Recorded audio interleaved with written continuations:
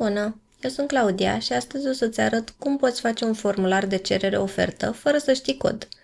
Intri în Gemini, la Tools, Canvas și aici pur și simplu scrii ce fel de formular vrei să facă. Și după ce am scris, pur și simplu îi dăm Submit. Și vedem ce obținem. Acum vedem că ne scrie codul pentru acest formular.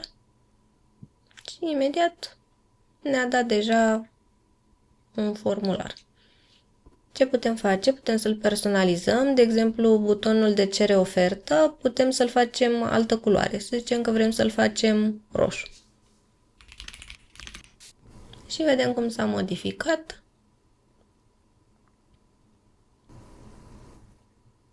Și acum avem un buton roșu.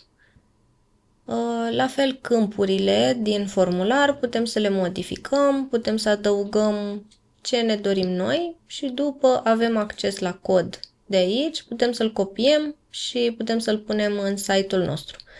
Dacă vă doriți să vedeți un video ceva mai detaliat, cum puneți acest cod în site-ul vostru, vă rog să-mi scrieți în comentariu.